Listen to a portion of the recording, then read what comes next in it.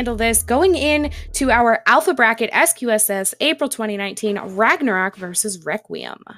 Yep. And if I remember correctly, okay. And welcome, we do see a custom duty structure with rain, which is really helpful in zones. We do see a heavy splatting remix, a Kenta undercover Bella, and a regular roller. And in Ragnarok, we see a double potential duties, a slash to deck though. We do see a double splatting combo as well.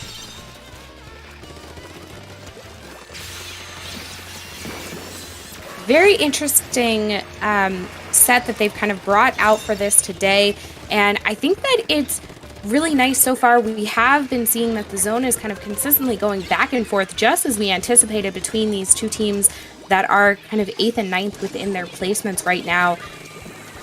And having to back off and stay alive, narrowly escaping those missiles. Dylan is doing a great job here, does get a pick on Miner, and pops that Booyah Bomb to go right into zone and try to kind of take it back. It is able to neutralize the zone, but they can't quite paint it in time, so it's going to stay in favor of Ragnarok.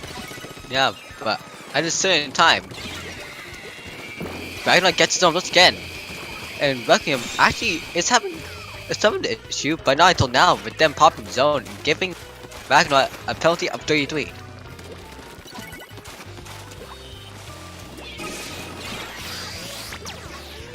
They're able to kind of tick down that penalty pretty quickly though, as they've already gotten it down, but added that time back on. It seems as though Requiem is finally ready to kind of hold on to the zone, and no two members do go down, so Ragnarok is just going to use the aggression they've been playing with thus far and make it very difficult for Requiem to get out of their base area and kind of go back for this zone.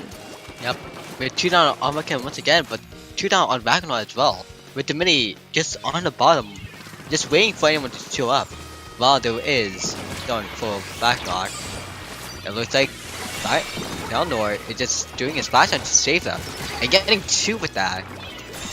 Nice double right there. Oh, I thought, I didn't know what was going to happen, if they were going to make it on that ledge or not, and unfortunately they did not make it, so that is going to be a little unfortunate for Requiem, but it doesn't matter because they're about to take this lead right now, as they certainly have, and Ragnarok now needs to do a lot of work to get this back because they have a decent penalty on themselves. First thing they'll need to do is neutralize zone, and they're gonna try and do that with some missiles and not quite able to. This remix is doing a fantastic job of hanging on to zone and applying a lot of pressure from all the angles that Ragnarok might be trying to break in.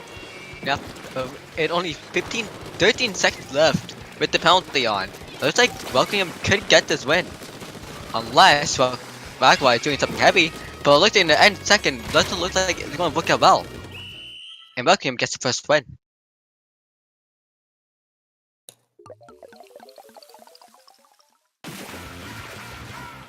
Nice job right there for Requiem.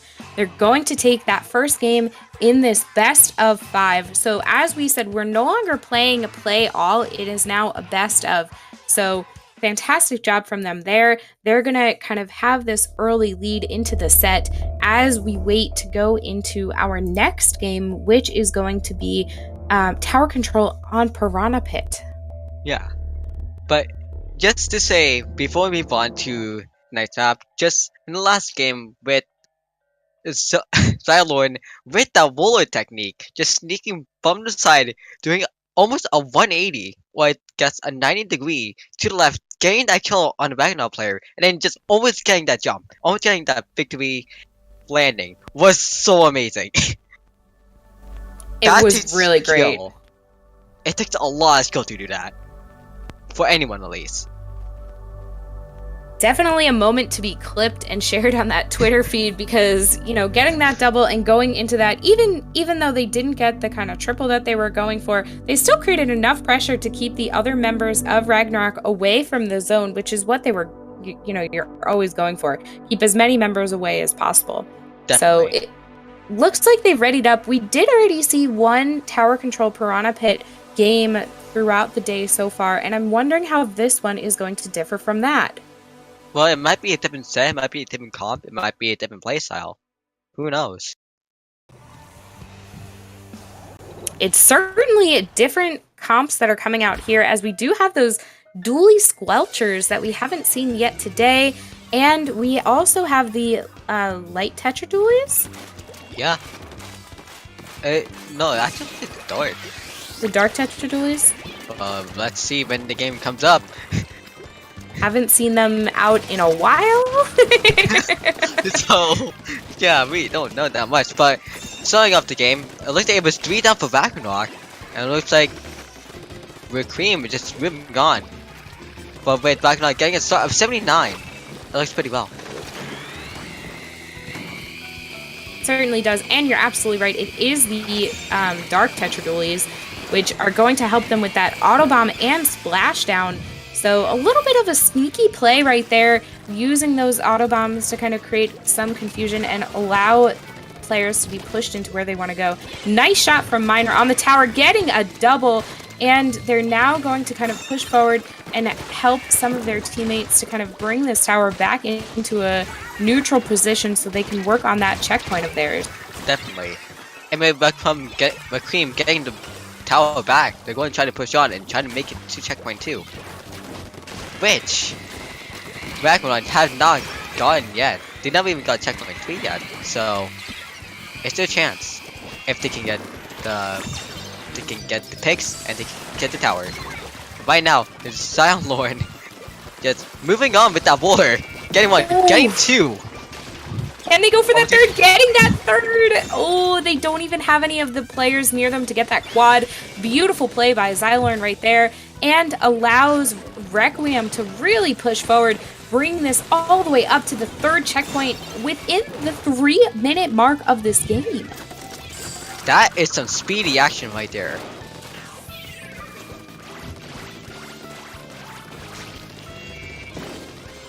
Ragnarok was just trying to move the line to get Xylorn, but in the end, it was a trade for both teams.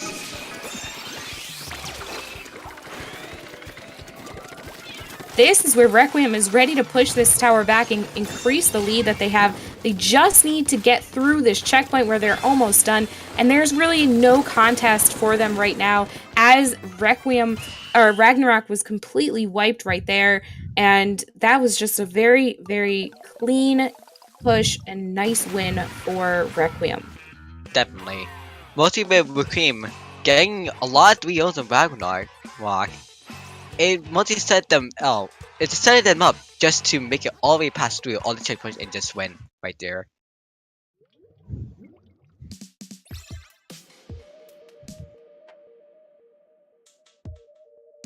We'll see what Ragnarok is able to do to kind of take this back from Requiem if they're able to avoid a sweep here when we're going into Clamblitz on the Reef. It's a very different play than we've seen Rainmaker on the Reef earlier, so I'm very excited to see what they're able to do here and what kind of things we see from earlier. Yeah, basically for Clamblitz the Reef, it's mostly the same for Rainmaker, but just the pedestal is just like the basket. The basket is at the same nearby spot, but the only problem about that is where to get the clams. It's all spread around, but how to open the basket is only by in front of the basket or from the back. That's the only 2 problems that you need to open it. Very true.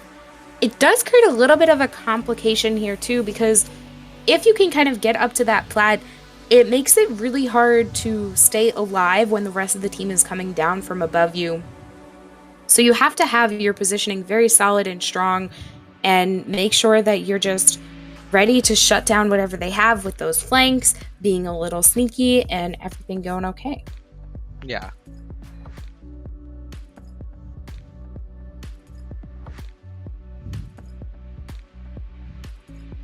So, as we move on, we can see Clamblitz on the Reef.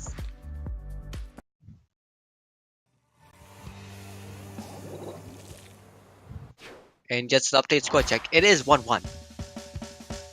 So we must have messed up at the beginning which team was which that was able to take that first game. Maybe we did. Maybe we did. Who knows? be mostly dead, I guess. But mostly, so it won't be a full-on sweep if they win, but it will be somehow. But we can just wait to see who will be the first to 3. And it looks like so far, it seems as though Requiem is making a push at the beginning. They do have a power clam that they tried to get. If that baller can pop it, they can. They do pick it up and get it into the basket. Those missiles coming down also create a nice opportunity for Scarfy to get close, but they're not quite able to stay alive from Scrub raining down from above, just consistently taking out members until there's an entire team wipe on Requiem. Yeah. And mostly this is going to be time for Ragnarok to just open the basket, with 4 just spotting right in front of Scrub.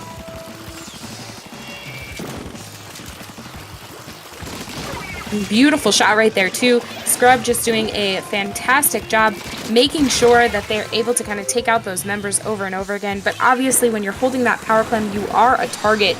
So really difficult job. Miner jumping in with that clam, throws it, does break the basket, but I don't think any of the members of Ragnarok are still nearby in order to get any clams in, unless they were sneaking around. Doesn't look like it.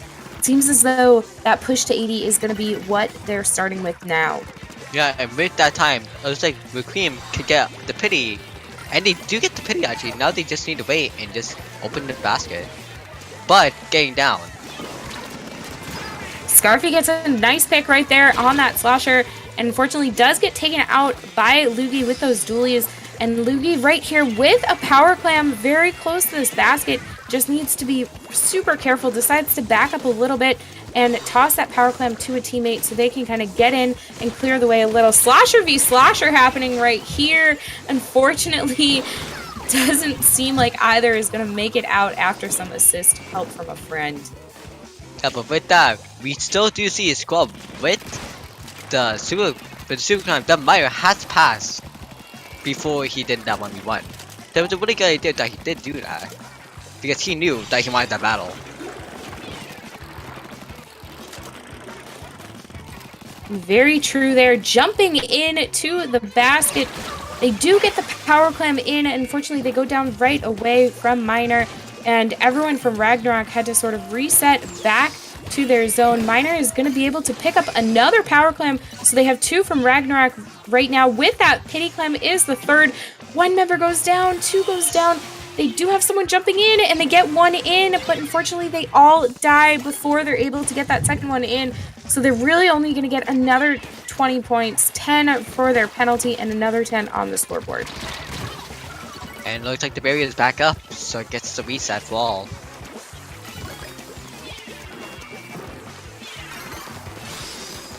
We're getting another super clam, but at the same time, Requiem having another super clam, so it's either way, if we open the basket nets, could get the win, or get the lead at least.